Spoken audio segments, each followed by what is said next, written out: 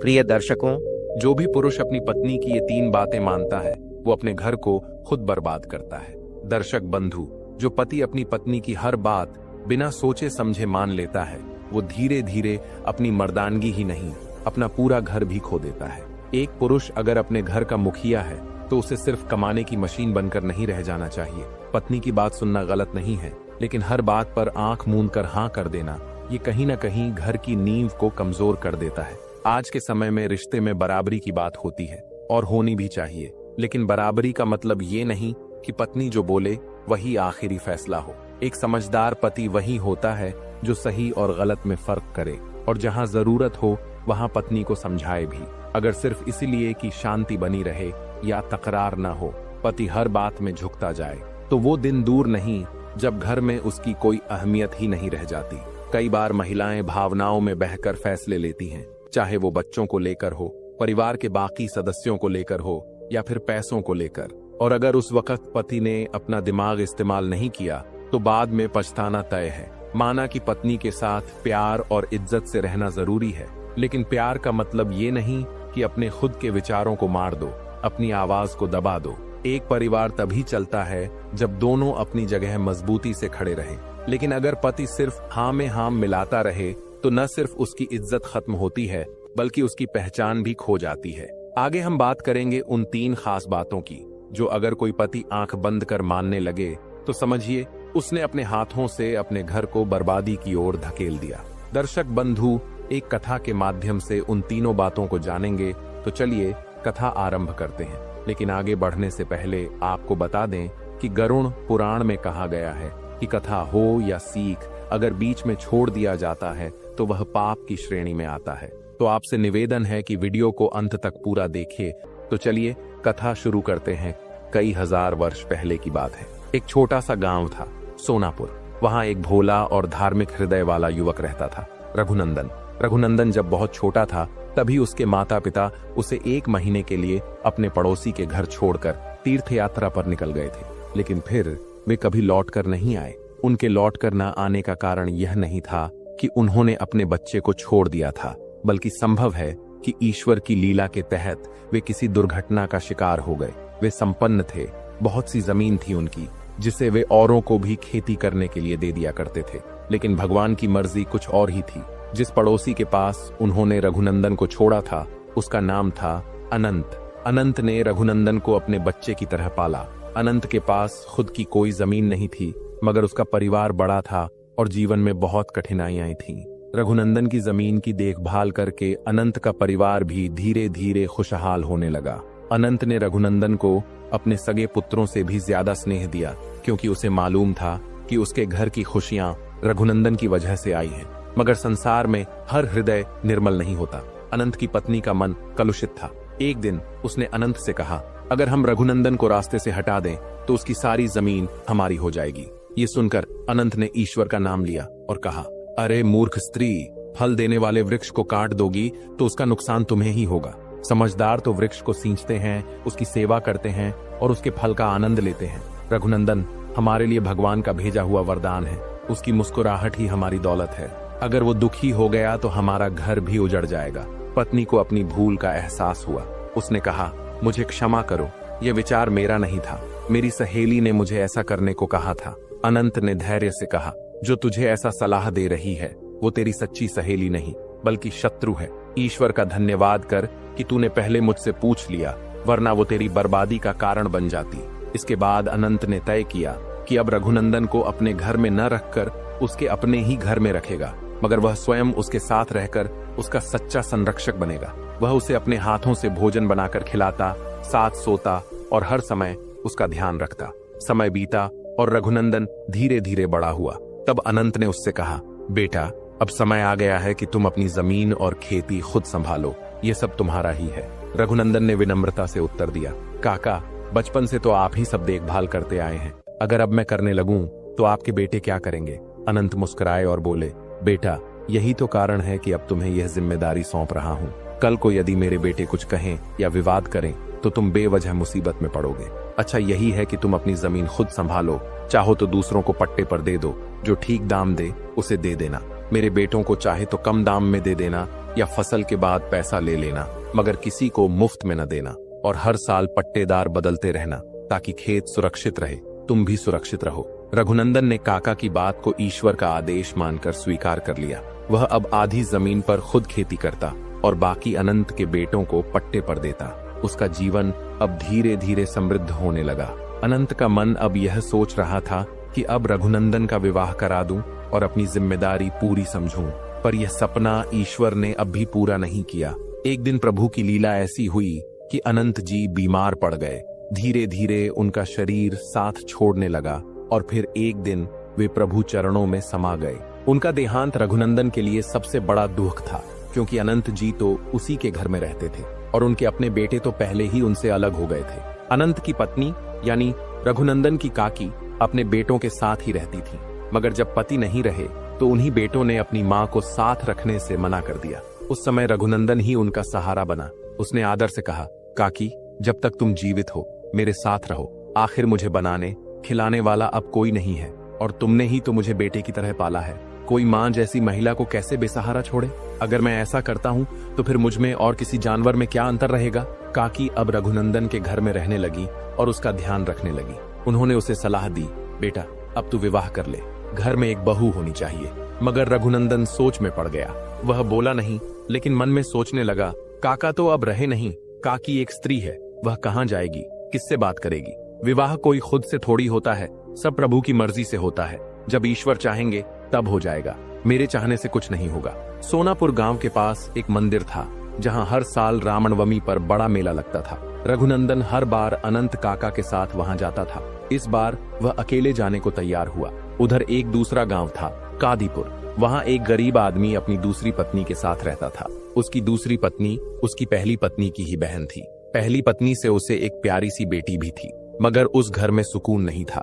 अक्सर उस आदमी और उसकी दूसरी पत्नी में झगड़े होते रहते थे। कारण था, वह दूसरी पत्नी नहीं चाहती थी कि उसका पति उसकी बहन से कोई संबंध रखे। वह चाहती थी कि वह अपनी पहली पत्नी की ओर देखे भी नहीं, ससुराल भी न जाए।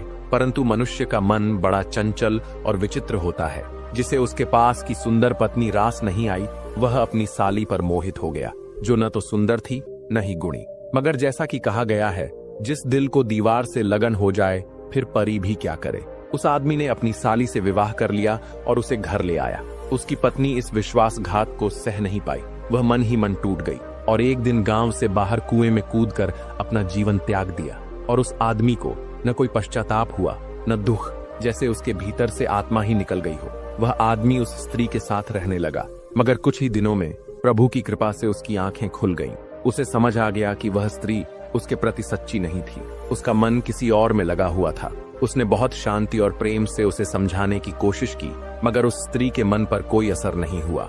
और फिर एक रात वह स्त्री घर का सारा सामान लेकर चुपचाप चली गई।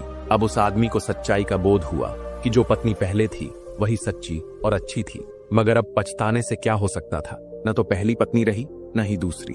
उसकी आंखें अब पूरी तरह खुल चुकी थी। उसने अपने कान पकड़ लिए और प्रभु से प्रार्थना की कि अब वह कभी तीसरा विवाह नहीं करेगा। अब वह केवल अपनी छोटी सी बेटी के साथ रहने लगा। समय धीरे धीरे बीतने लगा और वह बेटी बड़ी हो गई, सयानी हो चली। मगर एक दिन प्रभु की इच्छा से उस आदमी की भी मृत्यु हो गई। अब वह लड़की अकेली रह गई। हाँ, उसके पड़ोस में कुछ अच्छे लोग रहते थे, जिनके कारण उस पर कोई संकट नहीं आया। मगर खाने पीने की व्यवस्था तो उसे खुद ही करनी थी और यही बात उसके लिए बहुत कठिन थी। जीवन यापन के लिए कुछ न कुछ करना ही था। इसी बीच उसे भी मन में आया कि वह रामनवमी के मेले में जाए। पड़ोस की महिलाओं से कहा कि बहन जी, मुझे भी मेला घुमाने ले चलो, मगर कोई भी तैयार नहीं हुई। गरीब का साथ कौन देता है? औरतों में तो धन दौलत का भाव और भी अधिक होता है। कोई उसे अपने साथ ले जाने को राजी नहीं हुई।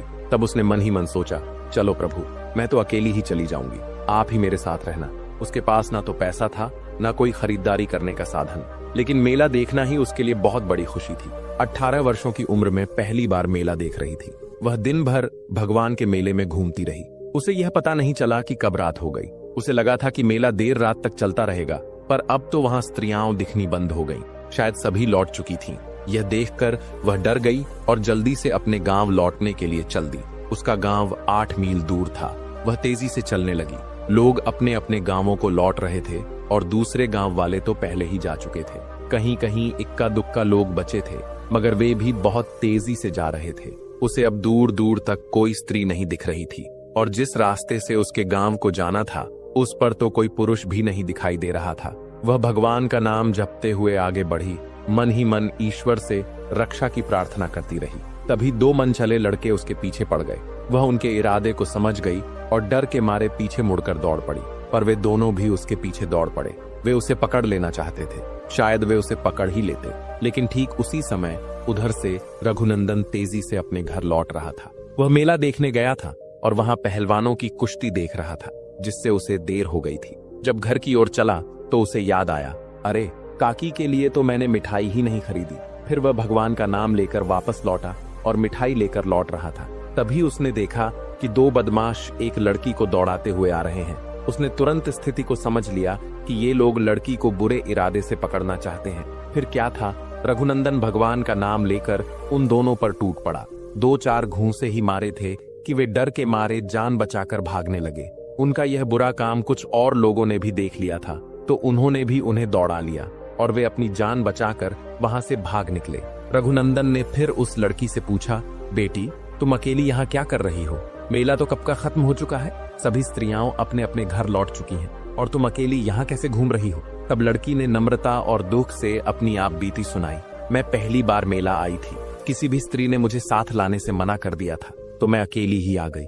मुझे मेला के बारे में कुछ भी जानकारी नहीं थी। मेरे पास तो पैसे भी नहीं थे कि कुछ खरीद सकूं। कोई मेरा इंतजार करने वाला नहीं है, मैं अकेली हूँ। रघुनंदन ने कहा, चलो मैं तुम्हें तुम्हारे घर पहुंचा देता हूँ, शायद तुम डरी हुई हो और डरना भी चाहिए। लड़की बोली, नहीं, अब मैं घर भी नहीं जा सकती और किसी लड़के के साथ तो बिल्कुल नहीं।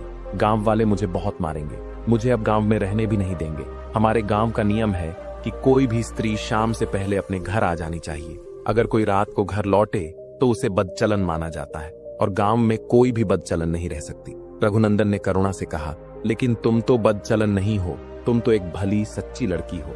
लड़की बोली, मेरे लिए ये बात कहने वाला कोई नहीं है, और तुम जो कह रहे हो तो भी क्या फायदा, तुम मेरे गांव के नहीं हो, तुम्हारी कोई नहीं सुनेगा। अगर तुम मेरे साथ मेरे गांव आओगे तो लोग तुम्हें भी मार डालेंगे और मुझे भी। रघुनंदन अब बहुत बड़ी उलझन में पड़ गया। फिर कुछ देर भगवान को याद करके बोला, देखो अब मेरे पास एक ही उपाय है, तुम मेरे साथ मेरे घर चलो। आज की रात मेरे घर रहो और कल सुबह होते ही दिन के उजाले में अपने घर चली जाना। फिलहाल यही एक तरीका है जो मुझे समझ आता है। और फिर उसने कहा, तुमने कहा था कि कुछ खाया नहीं है, हमारे पास मिठाई है। मैंने ये मिठाई अपनी काकी के लिए खरीदी थी, पर बहुत ज्यादा है, इसमें से थोड़ा खा लो ताकि तुम्हें ताकत मिले। रघुनंदन ने प्रेम पूर्वक उसे मिठाई दी। वह मिठाई खाते खाते धीरे धीरे रघुनंदन के साथ चल पड़ी। दोनों साथ साथ घर पहुंचे। जब रघुनंदन की काकी ने देखा कि उसके साथ एक लड़की है तो उन्होंने प्रेम से पूछा, बेटा ये कौन है? रघुनंदन ने हाथ जोड़कर बताया, काकी यह एक अनाथ लड़की है, मेला देखने आई थी और बड़ी मुसीबत में फंस गई थी, मैंने इसे बचाया है, ये कल सुबह अपने घर लौट जाएगी। काकी रघुनंदन को एक कोने में ले गई और बोली, अरे भोले, हाथ आई चिड़िया को उड़ने मत देना, भगवान ने खुद इसे भेजा है, इसे क्यों जाने देगा? सामने सजा हुआ प्रसाद कोई मना करता है? थोड़ा प्रेम, थोड़ा भरोसा, इसे अपने मन की बात बता, विवाह के लिए मना ले, इसे सहारे की जरूरत है और तुझे एक संगिनी की। प्रभु की यही इच्छा हो सकती है। रघुनंदन ने विनम्रता से कहा, काकी मन की बात तो आपने पहचान ली, सच कहूं तो मेरा मन भी यही कहता है कि यह लड़की भली है, सीधी सादी है, अगर ये मान जाए तो मेरे लिए ये सौभाग्य की बात होगी। काकी मुस्कुराई और बोली, अब तू मुझे छोड़ दे, मैं बात करती हूँ। काकी उस लड़की के पास आई और प्यार से बोली, बेटी दिन भर बहुत थक गई होगी, चलो हाथ मुंह धो लो और कुछ खाना खा लो। लड़की ने नम्रता से कहा, माँ जी मिठाई बहुत खा चुकी हूँ, इन्होंने ही मुझे दी थी, आपका बेटा बहुत नेक है। काकी ने मुस्कुराते हुए पूछा, क्या तुझे मेरा बेटा पसंद है?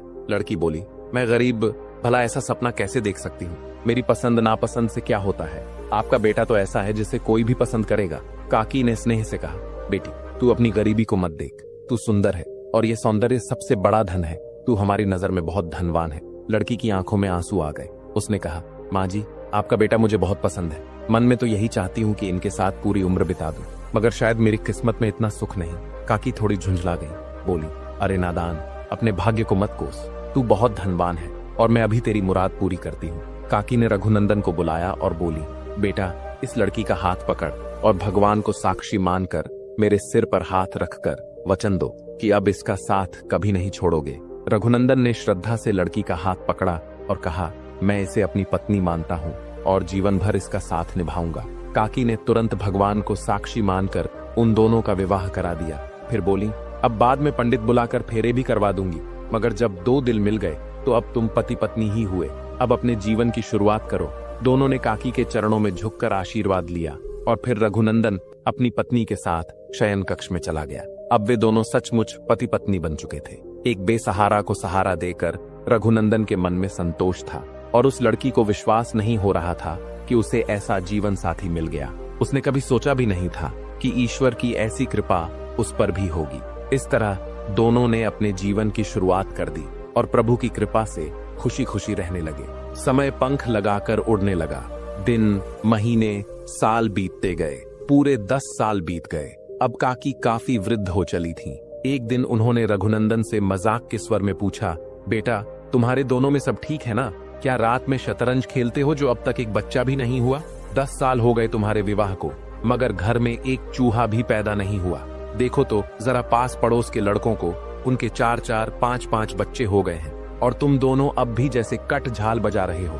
रघुनंदन ने शांत भाव से कहा, काकी, औलाद तो भगवान की देन है, इसमें मैं क्या कर सकता हूँ। काकी ने उसकी पत्नी को भी पास बुलाया और दोनों को थोड़ा डांटते हुए बोली, अब मैं कोई बहाना नहीं सुनूंगी। तुम दोनों आज से 9वां महीना गिनकर मुझे पोता दोगे। अगर नहीं दिया तो मैं तुम दोनों से बात नहीं करूंगी। समय बीतता गया, लेकिन रघुनंदन को कोई संतान नहीं हुई। दोनों पति पत्नी पहले से ही इस बात को लेकर दुखी थे, पर काकी का दुख सबसे गहरा था। उनका शरीर अब बूढ़ा और कमजोर हो चला था। ऊपर से पोता देखने की इच्छा उन्हें अंदर से खा रही थी। यह वही काकी थी जो कभी अपने ही पति से यह कह चुकी थी कि रघुनंदन को रास्ते से हटा दो ताकि उनके बेटे सुखी हो सके। मगर वही बेटे जब जब अपनी माँ से मुंह मोड़ लिए थे, तब यही रघुनंदन उनके जीवन का सहारा बना। अब काकी को यह पूरी तरह समझ आ गया था कि किसी को जन्म देने से कोई अपनों में नहीं आता, बल्कि जो कठिन समय में साथ दे वही सच्चा अपना होता है। अब उनके लिए रघुनंदन से बढ़कर कोई नहीं था। वो रघुनंदन की चिंता में ही दिन रात घुलती जा रही थी। वह उसे पुत्रवत देखना चाहती थी, पर रघुनंदन के भाग्य में संतान थी ही नहीं, तो भला किसका बच्चा उठा लाए। और एक दिन जैसे पका हुआ आम डाली से गिर जाता है, वैसे ही काकी इस दुनिया से विदा ले गई। रघुनंदन ने उन्हें अपनी माँ की तरह ही क्रियाकर्म देकर विदा किया। उनके अपने बेटे तो यह देखने तक नहीं आए कि माँ कैसे मरी, क्रियाकर्म कैसे होगा, हमारा क्या कर्तव्य है। अब रघुनंदन अपनी पत्नी के साथ घर में अकेला रह गया। घर अब सुनसान लगने लगा था। समय बीतने लगा तो उसकी पत्नी को चिंता हुई। उसने धीरे से कहा, हमें अब कुछ करना चाहिए। या तो आप दूसरा विवाह कर लें या फिर किसी साधु संत का सहारा लें। रघुनंदन ने गंभीर स्वर में कहा, तुमने यह कैसे सोच लिया कि मैं दूसरा विवाह कर लूंगा? अब आगे से ऐसा मत कहना। हाँ, जहाँ तक किसी संत महात्मा के पास जाने की बात है वहां जरूर जाऊंगा। इस तरह उसने अपनी पत्नी को दिलासा तो दे दिया, लेकिन वह किसी संत महात्मा के पास नहीं गया। दिन बीतते गए, महीने बीते, साल बीत गए। पूरे 10 साल गुजर गए, लेकिन रघुनंदन वहीं का वहीं रहा। एक दिन उसकी पत्नी बहुत दुखी होकर बोली, आप मेरी कोई बात नहीं मानते, मेरा कोई ख्याल नहीं रखते। मेरी गलती थी जो मैंने आपसे विवाह कर लिया। मैं एक बच्चे के लिए 20 साल से तरस रही हूँ, मगर आप मेरी बात पर ध्यान नहीं देते। आपने वादा किया था कि संत के पास जाओगे, मगर कभी नहीं गए। वह पहली बार रोई थी। 20 साल बाद पहली बार रघुनंदन ने अपनी पत्नी की आंखों में आंसू देखा था। उसका मन भर आया।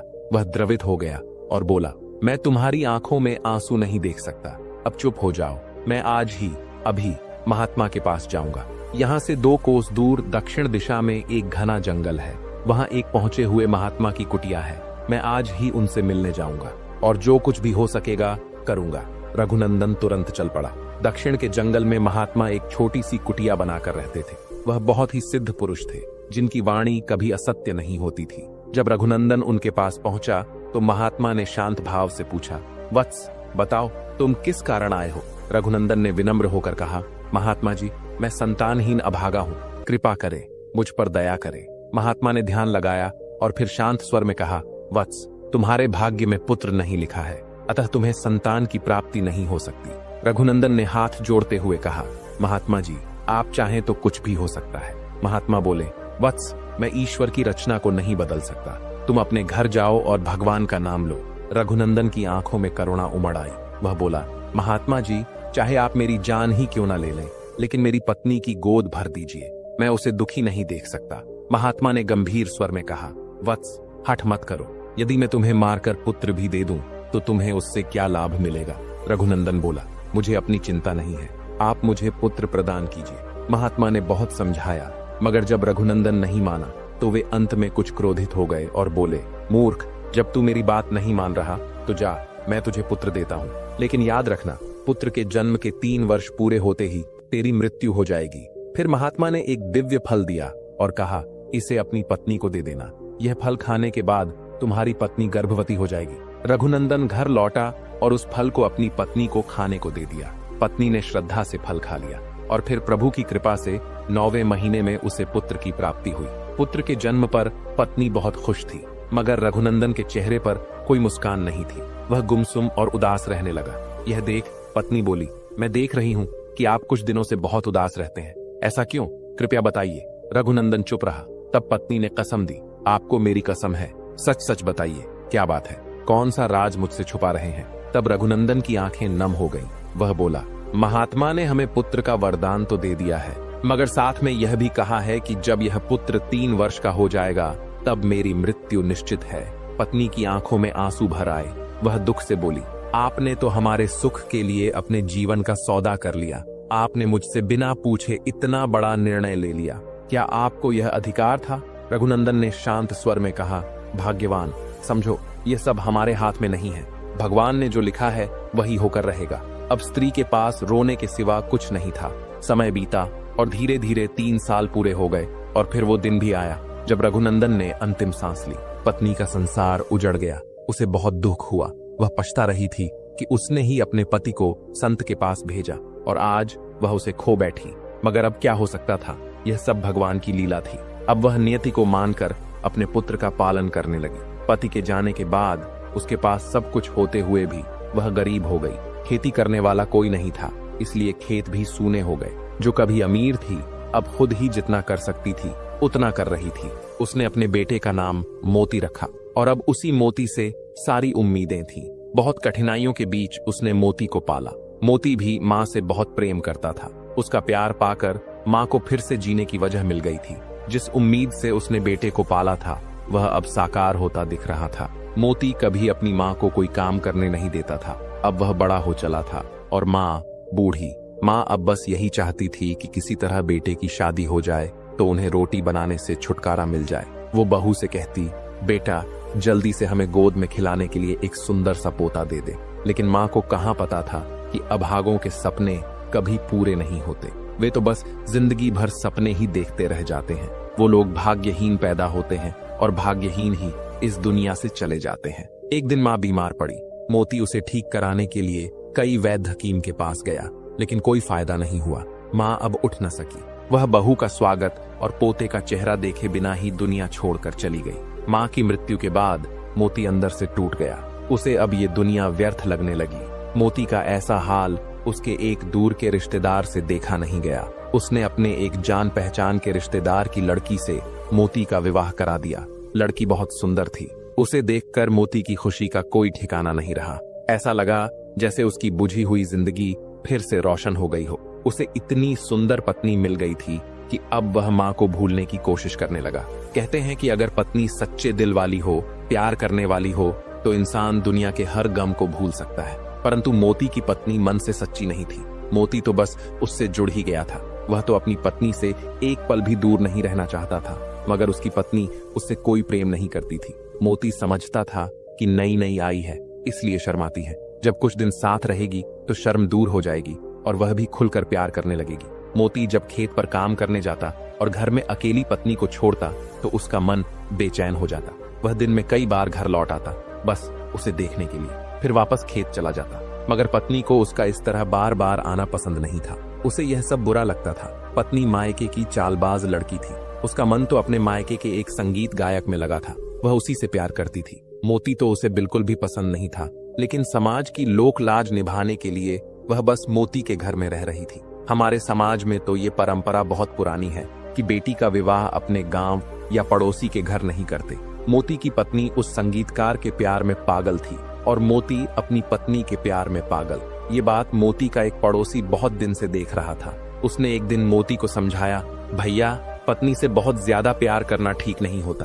अति हर चीज की बुरी होती है। पत्नी से घर का काम लो, खेत का काम लो, बच्चे पैदा करो, अपना परिवार बढ़ाओ, लेकिन उसे कंधे पर बैठाकर मत घुमाओ। यही तो अति है, और अति के बाद कुछ नहीं बचता। पड़ोसी की ये बात मोती को बहुत बुरी लगी। उसने गुस्से में कह दिया, दूसरे के घर में झांकना बंद करो, अपने काम से काम रखो। हम क्या करते हैं क्या नहीं करते, इससे तुम्हें कोई मतलब नहीं होना चाहिए। उस पड़ोसी को सब मोहन काका कहते थे। वे बहुत नेक दिल इंसान थे। हर घर की भलाई और बुराई पर उनकी नजर रहती थी। मगर जब मोती ने उन्हें डांट दिया तो उन्होंने मोती के घर की ओर देखना ही बंद कर दिया। एक दिन मोती की पत्नी ने प्यार से कहा, मेरे आए हुए कई महीने हो गए हैं, मुझे अपने माता पिता की बहुत याद आ रही है, एक बार मुझे मायके घुमा लाओ। असल में उसके मन में प्रेमी की याद बहुत गहराई से उठ रही थी। वह विरह वेदना में तड़प रही थी। उसे अपने संगीतकार प्रेमी से मिले हुए भी महीनों बीत चुके थे और अब वह उससे मिलने को आतुर हो रही थी। इसलिए माता पिता का बहाना बनाकर मायके जाना चाहती थी, जबकि उसके मायके वाले उसकी प्रेम कहानी को जानते थे। इसलिए वे चाहते थे कि वह कई वर्षों तक ससुराल में ही रहे, उसके कई बच्चे हो जाएं और तभी वह मायके आए। मोती जब पत्नी को ससुराल ले जाने आया तो उसके सास ससुर ने उसे समझाया, बेटा तुम अकेले हो, तुम्हें पत्नी की बहुत जरूरत है। जब तक तुम अपना घर न बसा लो, बच्चे न हो जाए, तब तक ससुराल मत आना, हमें मत देखना, पहले अपनी गृहस्थी संभालो। लेकिन मोती तो अपनी पत्नी को बहुत प्रेम करता था। वह उसके प्रेम में इतना डूबा था कि हर बात मानने को तैयार था। जब पत्नी ने कहा, मेरा मन माँ को देखने का कर रहा है, बस 1-2 दिन के लिए मायके ले चलो, मैं तुम्हारे साथ ही लौट आऊंगी। मोती ने बिना देर किए उसकी बात मान ली और पत्नी को लेकर मायके की ओर चल पड़ा। गर्मी का दिन था, तेज धूप लग रही थी। चलते चलते दोनों एक जंगल के पास पहुंचे। वे जंगल के काफी अंदर तक चले गए। तभी उन्हें एक तालाब दिखाई दिया। प्यास लगने पर दोनों तालाब के पास रुक गए।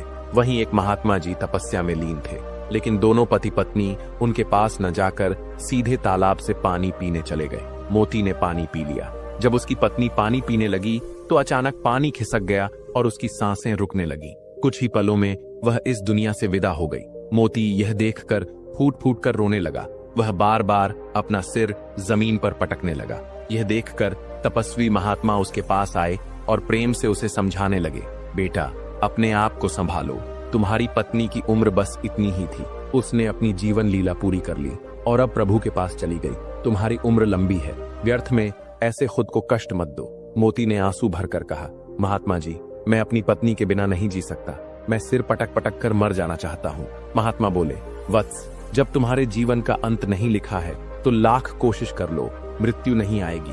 तुम जिसे खोने का दुख मान रहे हो उसने तो तुमसे सच्चा प्रेम किया ही नहीं। तुम्हारे लिए अच्छा यही होगा कि लकड़ियां इकट्ठा करो और विधि पूर्वक अंतिम संस्कार कर दो। मोती ने नम्र स्वर में कहा, महात्मा जी मुझे पता है कि आप मेरे मन से पत्नी का मोह हटाना चाहते हैं, इसलिए आप उसके बारे में कठोर बातें कर रहे हैं। अब जब वह इस दुनिया में नहीं है तो उसके लिए अपशब्द न कहें। आप जाइए, अपना ध्यान कीजिए। यदि मेरे कल्याण की शक्ति आपके पास नहीं है तो कृपया कठोर वचन बोलकर मेरे हृदय को और दुहक न दें। महात्मा जी फिर से जाकर ध्यान में बैठ गए, मगर उनका ध्यान उस युवक पर ही लगा रहा जो बार बार अपना सिर जमीन पर पटक रहा था। कभी उसे मूर्छा आ जाती तो कभी होश में आकर फिर वही करने लगता। यह देखकर महात्मा का हृदय द्रवित हो गया। वह युवक के पास आए और करुणा से बोले, वत्स मैं तुम्हारी पत्नी को फिर से जीवित कर सकता हूँ, पर इसके लिए तुम्हें अपनी आधी उम्र उसे देनी होगी। मोती ने बिना एक पल सोचे कहा, महाराज मैं अपनी पत्नी को अपनी आधी नहीं पूरी उम्र देने को भी तैयार हूँ, आप बस उसे तुरंत जीवित कर दीजिए। महात्मा बोले, मैं तुम्हें एक बार फिर सोचने का अवसर दे रहा हूँ, सोच लो, इस स्त्री को छोड़ दो और दूसरा विवाह कर लो। ये स्त्री तुम्हारे लिए शुभ नहीं है, ये तुम्हारे जीवन का सर्वनाश कर देगी। मोती ने नर्म स्वर में कहा, महाराज मैं अपनी पत्नी की बुराई नहीं सुन सकता, और अगर वो बुरी भी है तो उसके साथ रहना मुझे स्वीकार है। ये मेरी पत्नी है, चाहे जैसी भी हो, मेरे लिए मेरी जान है। कृपा करके आप मेरी आधी उम्र लेकर उसे जीवन दान दे दीजिए। महात्मा बोले, वत्स तुम्हारी भलाई के लिए मैं एक बात और कहता हूँ, कभी भी इस स्त्री को यह मत बताना कि तुमने उसे जीवित करने के लिए अपनी उम्र दी है। हो सकता है भविष्य में कभी ऐसा समय आए कि तुम्हें अपनी दी हुई उम्र वापस लेनी पड़े, और यदि वह जान जाएगी तो कभी लौट आएगी नहीं। अब तुम मेरे सामने जल लेकर 2 संकल्प करो। पहला कि यह राज अपनी पत्नी से कभी नहीं कहोगे, दूसरा कि मैं अपनी आधी उम्र अपनी पत्नी को देता हूँ। मोती ने जैसे ही दूसरा संकल्प पूरा किया उसकी पत्नी उठकर बैठ गई। उसने कहा, माफ करना, मैं थक गई थी, इसलिए नींद लग गई थी। चलो अब जल्दी से मायके चलते हैं। दोनों फिर से निकल पड़े।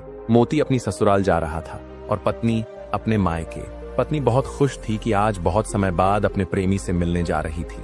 जब मोती ससुराल पहुंचा तो उसके सास ससुर उसे देखकर बहुत खुश हुए, मगर बेटी को देखकर खुश नहीं हुए।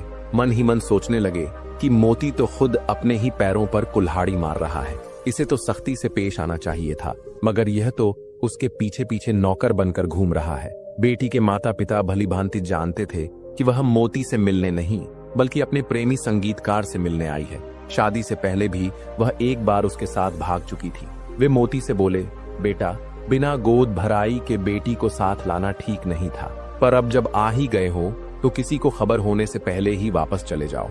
लड़की घर के अंदर चली गई और रात होने का इंतजार करने लगी। अब उससे प्रेमी से बिछड़ाव सहा नहीं जा रहा था। आधी रात होते ही माँ बाप की लाख निगरानी के बाद भी वह संगीतकार से मिलने चली गई। सुबह विदा के समय मोती के सास ससुर ने कहा, बेटा, जब तक हमारी बेटी की गोद में 1-2 बच्चे न हो जाएं, तब तक ससुराल मत आना। अगर मिलना ही होगा तो हम खुद आकर मिलेंगे।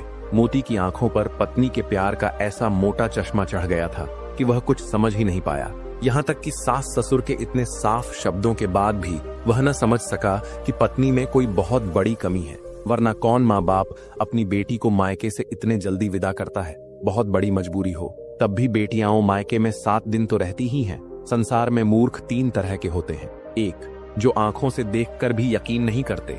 दूसरा, जो सच्चाई बोलने वाले को ही गलत समझते हैं। तीसरा, जो पत्नी या प्रेमिका को भगवान मान लेते हैं। मोती में वे तीनों बातें थीं।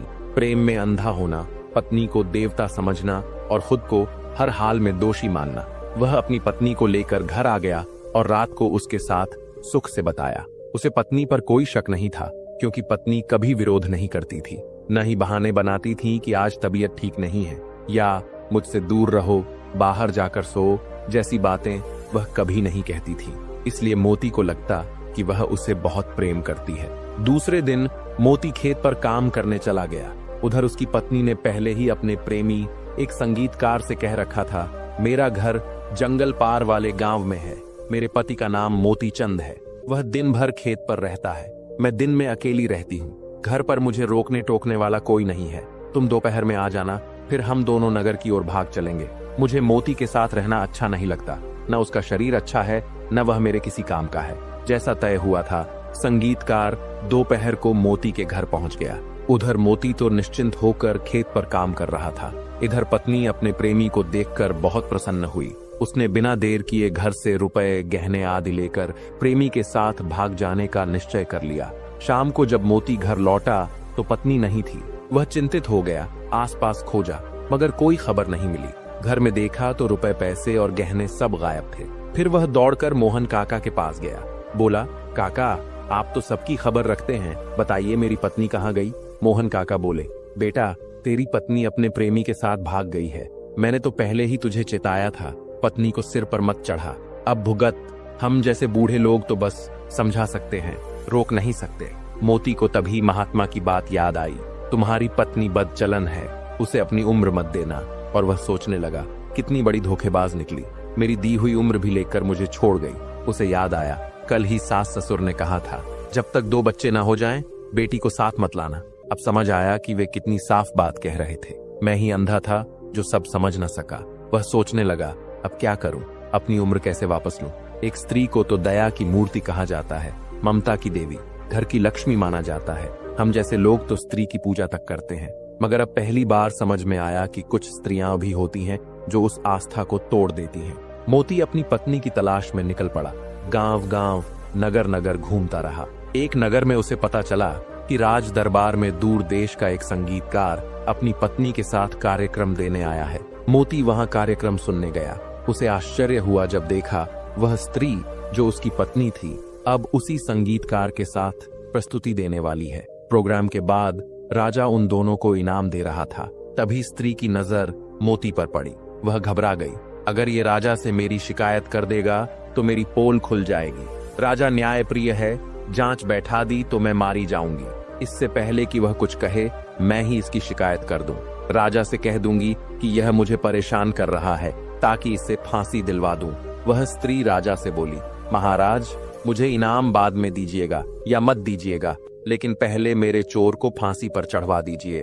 आपके दरबार में एक बड़ा पापी बैठा है जिसने मेरे गहने चुराने के बाद मेरी इज्जत भी लूट ली थी। राजा यह सुनकर बहुत क्रोधित हुआ और बोला, कौन है वह पापी?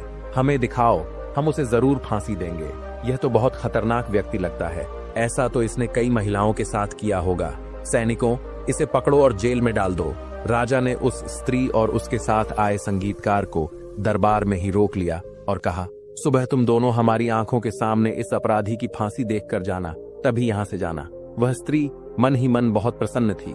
अगर यह कांटा सदा के लिए निकल जाए तो अच्छा है, वरना यह तो सारी जिंदगी पीछा करता रहेगा। सुबह जब सैनिक मोती को फांसी के लिए ले जा रहे थे तो राजा ने पूछा, वत्स, तुम्हारी कोई अंतिम इच्छा है तो कहो। मोती ने हाथ जोड़कर कहा, महाराज, मैंने बहुत सुना था कि आप न्यायप्रिय राजा हैं, लेकिन अब देख लिया कि आपकी कीर्ति झूठी है। आप न्याय नहीं करते, केवल हुक्म सुनाते हैं।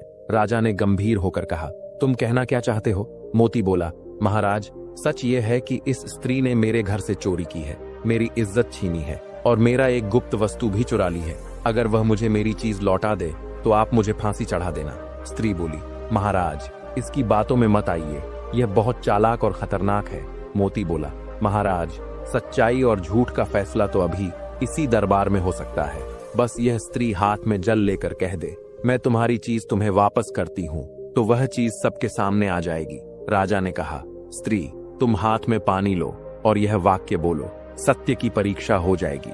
स्त्री ने जैसे ही हाथ में पानी लेकर कहा, मैं तुम्हारी चीज तुम्हें वापस करती हूँ, तुरंत वहीं प्राण त्याग दिए। वह मर गई। राजा चौंक उठा, बोला, यह क्या हुआ? तब मोती ने विनम्रता से कहा, महाराज, यह स्त्री मेरी पत्नी है। इसकी 4 महीने पहले मृत्यु हो चुकी थी।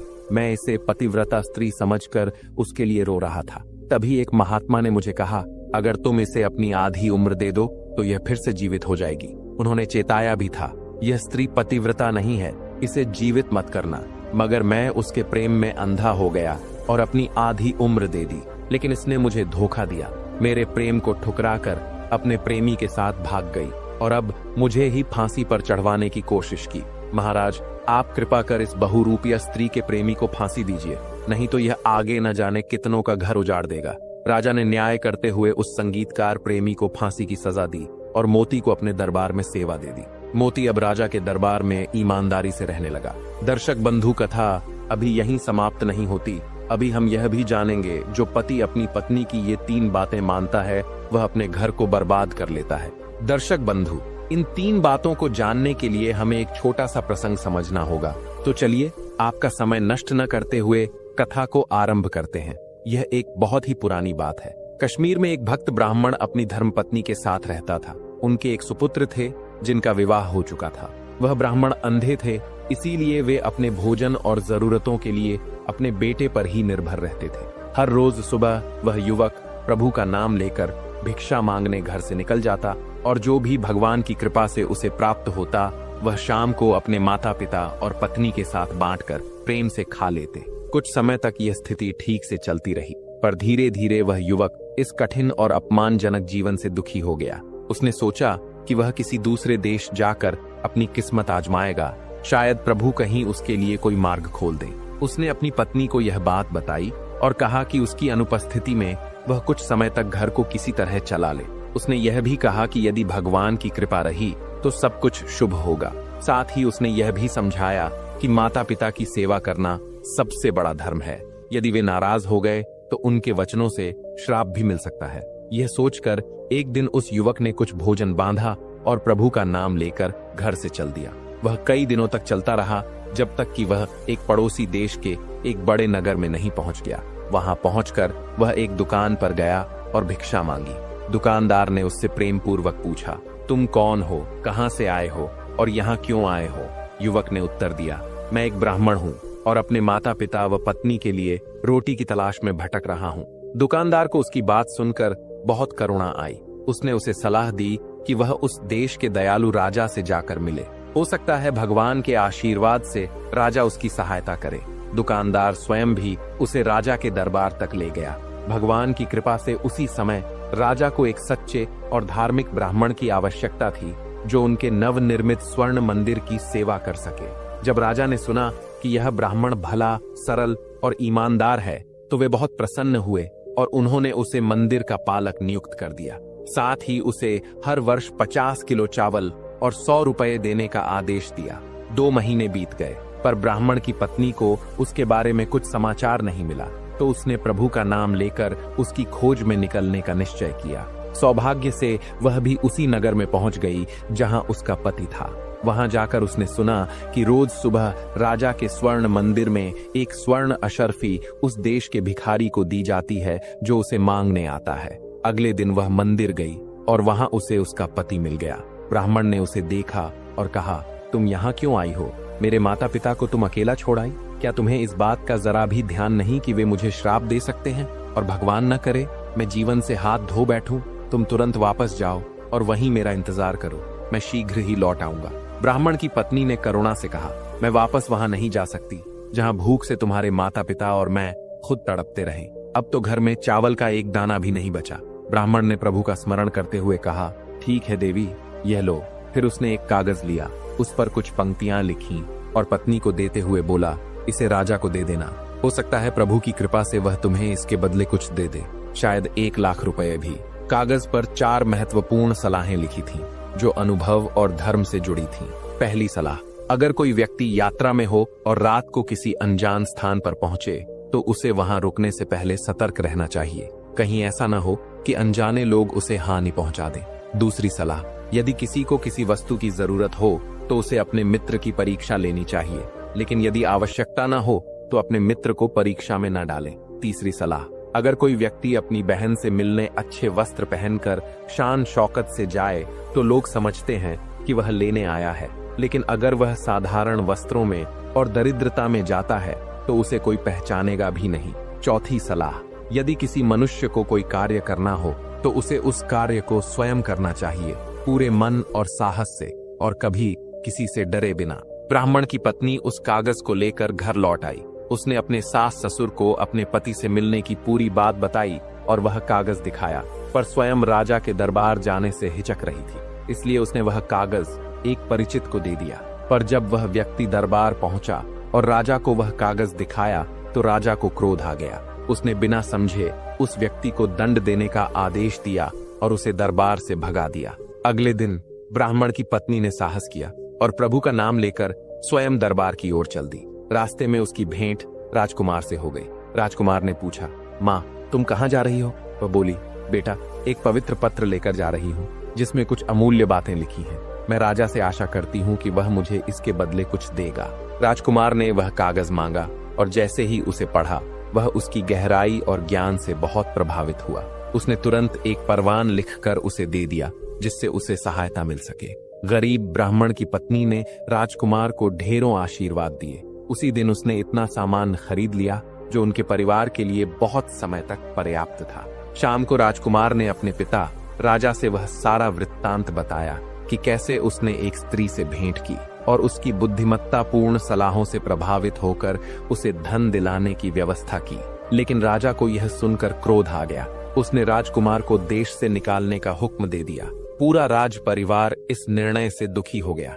राजकुमार तो सबका दुलारा था, उससे बड़े बड़े आशाएं थीं और सबसे बड़ी बात यह थी कि वही भावी राजा था। लेकिन जब राजा का आदेश आया तो सबको सिर झुकाकर स्वीकार करना पड़ा। राजकुमार ने अपने मन में एक भारी भाव लिए, अपने सगे संबंधियों, प्रियजनों और मित्रों को नम्रता पूर्वक विदा कहा। प्रभु का नाम लेकर वह अपने घोड़े पर सवार हुआ और निकल पड़ा। उसे यह भी झात नहीं था कि उसे जाना किधर है। भगवान की लीला से रात होते होते वह एक अजनबी स्थान पर पहुंच गया जहां उसकी भेंट एक सज्जन पुरुष से हुई। उस पुरुष ने राजकुमार से निवेदन किया कि वह रात्रि को उसके घर विश्राम करे। राजकुमार ने प्रभु का स्मरण करते हुए निमंत्रण स्वीकार कर लिया। जब वह वहां पहुंचा तो उसका स्वागत मानो किसी राजघराने के अतिथि की तरह किया गया। स्वादिष्ट भोजन परोसा गया और सोने के लिए एक चटाई बिछा दी गई। उस पुरुष की एक कन्या भी थी जो सुंदर और चुपचाप थी। राजकुमार लेट तो गया परंतु सोया नहीं। उसने सोचा, मेरे पूज्य पिता ने जो 4 पवित्र सलाहें दी थीं, उनमें से पहली सलाह यही थी कि यात्रा में रात किसी अपरिचित स्थान पर सतर्क रहना चाहिए। प्रभु रक्षा करें, कहीं यह मेरे लिए अंतिम रात न बन जाए। रात के मध्य उस कन्या ने एक तलवार लेकर राजकुमार पर वार करने का प्रयास किया, परंतु राजकुमार तो जाग ही रहा था। वह झटपट उठ बैठा और तलवार के वार से बच गया। फिर उसने उस तलवार को थाम लिया और शांत स्वर में बोला, मैंने तुम्हारा क्या बिगाड़ा है देवी? मैंने तुम्हारा कुछ नहीं छीना, तो फिर तुम मुझे क्यों मारना चाहती हो? अपने हाथ की तलवार को संभाल कर रखो, कहीं तुम्हें भी बाद में उसी प्रकार पछताना न पड़े जैसे उस राजा ने पछताया था जिसने अपने प्रिय तोते को मार दिया था। लड़की ने आश्चर्य से पूछा, कौन से राजा की बात कर रहे हो?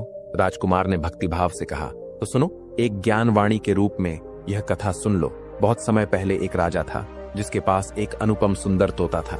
वह राजा उस तोते को अत्यंत प्रेम करता था, इतना कि अपने रानियों से भी पहले वह उसी से बातें करता था। एक दिन उस तोते ने राजा से 1 महीने की छुट्टी मांगी ताकि वह अपने माता पिता से मिलने वन जा सके। राजा ने प्रेम पूर्वक अनुमति दी। तोता अपने माता पिता के पास गया और कुछ समय वहां बिताया। जब वह लौटने लगा तो प्रभु की कृपा से उसके साथ एक वरदान भी आया। वह एक पेड़ की टहनी साथ लाया जिसके फल खाने से कोई भी वृद्ध व्यक्ति फिर से जवान हो सकता था। उसने वह टहनी राजा को उपहार स्वरूप दी। राजा ने उसे अपने राजकीय उद्यान में लगवाया। कुछ समय बाद उसमें सुंदर पत्ते आए और फिर फल भी लगने लगे। लेकिन तभी एक भीषण तूफान आया जिसने उस पेड़ को धराशायी कर दिया। तूफान के साथ एक विषैला नाग भी वहां आ पहुंचा और उसने उस पेड़ की शाखाओं पर अपना जहर फैला दिया। किसी को इसका पता नहीं चला।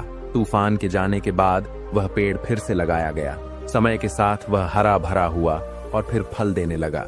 जब फल पक गए तो राजा ने पहले उसे अपने पालतू कुत्ते को देकर परखा और कुत्ता उसे खाते ही मर गया। राजा को बहुत क्रोध आया। उसने सोचा कि तोते ने उससे छल किया है और गुस्से में आकर उसे मार डालने का आदेश दे दिया। निस्सहाय तोते को वहीं मार दिया गया। परंतु अगले वर्ष जब पेड़ फिर से फला फूला तब तक उसकी शाखाओं से सारा विष निकल चुका था और उसके फल सचमुच चमत्कारी सिद्ध हुए। एक दिन एक वृद्ध व्यक्ति उसी रास्ते से गुजर रहा था। वह भूखा था। उसे एक पेड़ दिखा और उसने उस पेड़ से एक फल तोड़कर खा लिया। जैसे ही उसने वह फल खाया, भगवान की कृपा से वह फिर से जवान हो गया। यह चमत्कारी बात हवा की तरह उड़ती हुई राजा तक पहुंच गई। राजा ने तुरंत अपने एक सेवक को उस पेड़ से फल लाने का आदेश दिया। उन फलों में से राजा ने कुछ अपने वृद्ध वजीर को खाने को दिए। जैसे ही वजीर ने उन्हें खाया, वह भी उतना ही जवान और ताकतवर हो गया जितना वह 50 वर्ष पहले हुआ करता था। राजा यह देखकर बहुत खुश हुआ, लेकिन उसी समय उसका मन भारी हो गया। उसे अपने प्यारे तोते की याद आई और उसने बड़ी पीड़ा और पछतावे के साथ सोचा कि उसने कितनी निर्दयता से उसे मरवा दिया था, जबकि वह तोता तो इतनी मूल्यवान और दिव्य वस्तु उसके लिए लाया था। राजकुमार ने यह कथा समाप्त की और भावपूर्ण स्वर में कहा, मुझे विश्वास है कि तुम मेरे साथ ऐसा नहीं करोगी। लड़की ने विनम्रता से उत्तर दिया, नहीं, मैं तो तुम्हारे साथ ऐसा कभी नहीं करूंगी। जब तक यह वार्तालाप चला, सुबह हो चुकी थी और घर के अन्य लोग भी जाग चुके थे। इस तरह उस रात राजकुमार की रक्षा हो गई।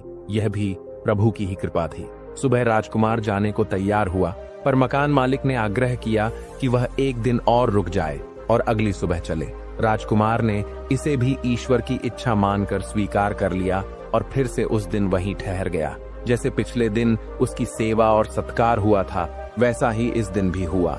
रात को फिर उसे उसी कमरे में विश्राम के लिए भेजा गया और इस बार मकान मालिक का पुत्र उसकी सेवा में आया। लेकिन फिर भी राजकुमार सोया नहीं। उसके मन में चिंता थी कि कहीं पहले जैसी कोई घटना ना हो जाए। आधी रात को फिर वही कन्या उठी और हाथ में तलवार लेकर राजकुमार की ओर बढ़ी, पर राजकुमार जाग ही रहा था। वह तुरंत उठ बैठा और बोला, मुझे मत मारो। मुझे मारने से तुम्हें क्या मिलेगा? अगर तुमने मुझे मार दिया तो शायद तुम उसी तरह पछताओगी जैसे एक आदमी ने अपने वफादार कुत्ते को मारकर पछताया था। लड़की ने पूछा, कैसा आदमी और कौन सा कुत्ता? राजकुमार बोला, पहले तुम अपनी तलवार मुझे दे दो, फिर मैं तुम्हें उसकी सच्ची कथा सुनाता हूँ। लड़की ने शांत होकर अपनी तलवार राजकुमार को दे दी और राजकुमार ने दूसरी कथा कहना प्रारंभ किया। बहुत समय पहले एक नगर में एक अत्यंत अमीर व्यापारी रहता था। उसके पास एक वफादार पालतू कुत्ता था, पर कालचक्र की मार से वह व्यापारी धीरे धीरे गरीब हो गया। विवश होकर उसने अपने कुत्ते को एक मित्र व्यापारी को 5000 रुपये में दे दिया। उस पैसे से उसने एक नया काम शुरू किया। कुछ समय बाद उस मित्र की दुकान में चोरी हो गई और लगभग पूरा सामान लुट गया। वफादार कुत्ते को सब पता चल गया। उसने चोरों का पीछा किया और उस स्थान को याद रख लिया जहां चोरी का माल छिपाया गया था। अगले दिन वह कुत्ता अपने पुराने मालिक को लगातार इशारे करने लगा कि वह उसे बाहर ले चले। व्यापारी को कुछ समझ नहीं आया, पर उसके एक मित्र ने कहा, हो सकता है कुत्ता कुछ बताना चाहता हो। वे सब कुत्ते के पीछे पीछे चले। वह उन्हें उसी स्थान पर ले गया जहां चोरों ने सामान छुपाया था। कुत्ते ने जमीन को खुरचकर भौंकना शुरू किया, जिससे वे समझ गए कि कुछ नीचे दबा है। जब उन्होंने जमीन खोदी तो सारा चोरी हुआ सामान सही सलामत मिल गया। व्यापारी बहुत खुश हुआ और अपने मित्र को एक पत्र भेजा, जिसमें उसने लिखा कि उसका कुत्ता बहुत वफादार है, इसलिए न केवल उसका कर्जा माफ किया जा रहा है, बल्कि इनाम के रूप में और 5,000 रुपए भी भेजे जा रहे हैं। परंतु जब व्यापारी ने देखा कि कुत्ता अकेला वापस आ रहा है, तो वह गलत सोच में पड़ गया। उसने सोचा, मेरा मित्र शायद अपना कर्जा मांग रहा है, अभी तो मेरी हालत खराब है, मैं कैसे चुकाऊंगा। अच्छा है, मैं इस कुत्ते को ही मार डालता हूँ और कह दूंगा कि इसे किसी और ने मार दिया, फिर न रहेगा कुत्ता, न रहेगा कर्जा। जब व्यापारी ने कुत्ते को मारने का निश्चय किया, वह दौड़कर बाहर गया और निर्दोष कुत्ते को मार दिया। उसी समय कुत्ते के दाएं कान से एक कागज नीचे गिर पड़ा। व्यापारी ने जब वह कागज उठाया और पढ़ा तो उसकी आंखों में पश्चाताप के आंसू भर आए। राजकुमार ने शांत और करुण भाव से कहा, इसलिए सोच समझकर चलो, कहीं ऐसा न हो कि मेरी जान लेकर तुम्हें बाद में अपनी जान देकर पछताना पड़े। जब राजकुमार ने अपनी कथा पूरी की तो प्रभु की कृपा से सूरज की पहली किरणें फूटने लगी थीं। लड़की ने घबराकर कहा, अब मैं क्या करूं? 1 घंटे में दिन निकल आएगा। मेरे पिता ने मुझसे वचन लिया था कि मैं तुम्हें मार डालूं, और अगर मैंने नहीं मारा तो वह मुझे मार देंगे। अब मेरी जिंदगी तुम्हारे हाथों में है। राजकुमार ने प्रेम पूर्वक और साहस से कहा, तो चलो, मुझे इस शापित घर से बाहर निकलने का रास्ता दिखाओ और तुम भी मेरे साथ चलो। प्रभु की कृपा से बाहर हमें कोई न कोई घोड़ा मिल ही जाएगा। हम दोनों उस पर बैठकर दूर निकल जाएंगे। और प्रभु की प्रेरणा से ऐसा ही हुआ। 1 घंटे के अंदर जब तक घर के लोग जागे, राजकुमार और वह लड़की जो डाकू की बेटी थी, घोड़े पर सवार होकर बहुत दूर निकल चुके थे। वे निरंतर यात्रा करते रहे, चलते रहे, जब तक वे राजकुमार के एक पुराने मित्र के घर नहीं पहुंच गए। उसके मित्र ने बड़े प्रेम से उनका स्वागत किया और उन्हें अपने घर में पूरे 6 महीने तक ठहरने दिया। मित्र का एक पुत्र था जिसने उस लड़की से विवाह किया। अब वह लड़की राजकुमार के मित्र के घर में ससम्मान सुख शांति से रहने लगी। कुछ समय बाद राजकुमार ने अपने मित्र से आज्ञा ली और विदा मांगी। मित्र ने उसे विदाई में घोड़ा, धन और यात्रा का सारा सामान देकर भेजा। फिर राजकुमार अपनी बहन के देश पहुंचा। वहां पहुंचकर उसने एक साधु जोगी का वेश धारण किया और महल के सामने जाकर ध्यान मग्न होकर बैठ गया, मानो वह प्रभु की आराधना में लीन हो। जब राजा तक ये खबर पहुंची कि महल के सामने कोई पवित्र साधु आकर बैठा है, तो उसे रुचि हुई, क्योंकि उसकी पत्नी बहुत समय से अस्वस्थ थी। बहुत से वैद्य और हकीम बुलाए गए थे, लेकिन कोई भी रानी को ठीक नहीं कर सका। राजा ने सोचा, हो सकता है यह साधु भगवान का भेजा हुआ हो और मेरी रानी को ठीक कर दे। उसने तुरंत अपने सेवकों को भेजा कि वे साधु को महल ले आएं। लेकिन राजकुमार, जो अब एक साधु था, ने कहा, मैं एक साधु हूँ, मेरी जगह बाहर है। यदि राजा मुझसे मिलना चाहता है तो स्वयं बाहर आए और अपनी पत्नी को भी साथ लाए। राजा रानी को साथ लेकर बाहर आया और साधु के चरणों में सिर झुकाया। राजकुमार ने रानी से कहा कि वह उसके सामने भूमि पर प्रणाम करती हुई 3 घंटे तक लेटी रहे। रानी प्रभु का नाम लेकर उसी अवस्था में लेटी रही। 3 घंटे बाद राजकुमार ने कहा, अब उठो और चलो, तुम अब पूरी तरह स्वस्थ हो गई हो। रानी उठी और भीतर चली गई। महल में आनंद और शोरगुल का माहौल था, लेकिन तभी खबर आई कि रानी की बहुमूल्य मोतियों की माला खो गई है। बहुत खोजबीन के बाद वह माला उसी स्थान पर मिली जहां रानी साधु को प्रणाम करने के लिए लेटी थी। राजा को जब यह सुनाया गया तो वह क्रोधित हो गया। उसने यह सोचे बिना कि क्या सच है, साधु को चोर समझ लिया और उसे फांसी की सजा सुनाई। लेकिन प्रभु की कृपा से फांसी से पहले ही राजकुमार ने फांसी देने वालों को धन देकर अपनी जान बचाई और वहां से भाग निकला। राजकुमार जब अपने देश से बाहर निकला तो उसने फिर से अपने राजसी वस्त्र पहन लिए। एक दिन जब वह साधारण वेश में नगर में घूम रहा था तो उसकी दृष्टि एक कुम्हार पर पड़ी। वह कुम्हार अपनी पत्नी और बच्चों के साथ बैठा कभी हंस रहा था और फिर अचानक रोने लगता। राजकुमार ने करुणा से पूछा, भद्र पुरुष, ये क्या बात है कि आप एक बार हंसते हैं और फिर रोने लगते हैं? यदि आपको हंसना है तो हंसिए और यदि रोना है तो रोइए, ये दोनों एक साथ क्यों? कुम्हार बोला, तुम मुझे परेशान मत करो, तुम्हें इससे क्या लेना देना कि मैं क्या करता हूँ। राजकुमार ने विनम्रता से कहा, क्षमा कीजिएगा, मैं सिर्फ कारण जानना चाहता हूँ, यदि आपको बुरा न लगे। कुम्हार ने गहरी सांस लेते हुए कहा, बात यह है कि इस देश के राजा की एक बेटी है। हर दिन राजा उसकी शादी करता है, लेकिन दुख की बात यह है कि विवाह के बाद उसका पति अगली सुबह मारा हुआ पाया जाता है। बहुत से जवान इसी रहस्य से मारे जा चुके हैं। अब बुलावा हमारे बेटे के लिए आने वाला है। हमें यह सोचकर हंसी आती है कि एक साधारण कुम्हार का बेटा राजकुमारी से विवाह करेगा, और रोना इसलिए आता है कि वह भी अन्य युवकों की तरह मृत्यु को प्राप्त होगा। हम समझ नहीं पा रहे कि क्या करें। राजकुमार ने प्रभु की प्रेरणा से मन में निश्चय किया और कहा, आप चिंता न करें, आपके पुत्र की जगह मैं विवाह करूंगा। बस मेरे लिए अच्छे वस्त्र और कुछ आभूषण तैयार करवा दीजिए। कुम्हार ने उसे सुंदर वस्त्र और गहने दिलवा दिए और उसे महल भेज दिया गया। रात्रि में राजकुमार को राजकुमारी के कक्ष में भेजा गया। वह भय और विश्वास के बीच बैठा था। उसने सोचा, क्या आज मेरी भी वही अंतिम रात होगी जैसी उन युवाओं की हुई थी? उसने अपनी तलवार मजबूत पकड़ ली और निश्चय किया कि वह नहीं सोएगा। आधी रात बीती और तभी उसने देखा राजकुमारी के नथुनों से 2 सांप बाहर निकले और उसकी ओर बढ़ने लगे। शायद वही जो पहले नवयुवकों को मार चुके थे, लेकिन इस बार सामने प्रभु का भक्त राजकुमार था, जागृत और तैयार। जैसे ही वे उसके पास पहुंचे, उसने अपनी तलवार से दोनों सांपों को मार गिराया। सुबह जब राजा खबर लेने आया तो यह देखकर आश्चर्यचकित रह गया कि यह युवक जीवित था और उसकी पुत्री से सामान्य रूप से बातें कर रहा था। राजा ने पूछा, तुम कौन हो और कहां से आए हो? राजकुमार ने उत्तर दिया, मैं भी एक राजा का पुत्र हूँ। यह सुनते ही राजा बहुत प्रसन्न हुआ और उसने राजकुमार को अपने महल में स्थान दे दिया। राजकुमार वहां 1 वर्ष से अधिक रहा।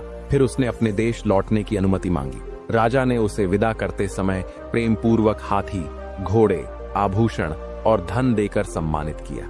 राजकुमार घर लौटा और अपने माता पिता से मिलने गया। जब वह महल पहुंचा तो उसने राजा को अपने पूरे जीवन की कथा सुनाई कि कैसे एक ब्राह्मणी की दी हुई सलाहों ने उसे बार बार मृत्यु से बचाया। राजा और रानी ने उसकी पत्नी को आशीर्वाद दिया और बहू की तरह उसे पूरे महल में सम्मान दिया। राजा ने पहले राजकुमार को देश से निकाले जाने पर पश्चाताप किया और कहा, मुझे दुख है कि मैंने तुम्हें उस समय नहीं पहचाना। इसके बाद पूरा राज परिवार प्रभु की कृपा से प्रेम, शांति और सुख के साथ महल में रहने लगा। दर्शक बंधु, इस कथा के माध्यम से उन तीनों बातों जो जानेंगे जो एक पति को अपनी पत्नी की बात नहीं मानना चाहिए, वरना उसका घर बर्बाद हो जाता है। 1. हर बात में अपने परिवार, माता पिता से दूरी बनाना। अगर पत्नी बार बार कहे कि अपने माता पिता से दूरी बना लो या उनसे रिश्ता खत्म कर दो और पति यह मान ले, तो इससे पारिवारिक टूटन और मानसिक पीड़ा बढ़ सकती है। 2. अंधा खर्च या दिखावे के लिए उकसाना। अगर पत्नी बार बार कहे कि दूसरों जैसा बड़ा घर, गाड़ी या महंगे शौक पूरे करो और पति बिना सोचे समझे ऐसा करे, तो इससे कर्ज, आर्थिक संकट और तनाव पैदा हो सकता है। 3. हर रिश्ते पर शक करना या लोगों से कटने को कहना। अगर पत्नी कहे कि किसी से मत मिलो, सब तुम्हारे खिलाफ हैं, और पति यह मान ले, तो वह समाज से कट जाएगा, रिश्तों में दरार आ जाएगी और मानसिक संतुलन बिगड़ सकता है। तो दोस्तों, यह थी एक सच्ची और सोचने वाली बात। अगर पति बिना सोचे समझे ऐसी 3 बातें मान ले, तो उसका सुखी घर भी बर्बाद हो सकता है। इसलिए हमेशा रिश्तों में प्यार के साथ साथ समझदारी भी जरूरी है। अगर आपको ये बात अच्छी लगी हो तो चैनल को जरूर सब्सक्राइब करें, ऐसे ही और जीवन से जुड़ी सच्ची और भावनात्मक कहानियों के लिए। धन्यवाद।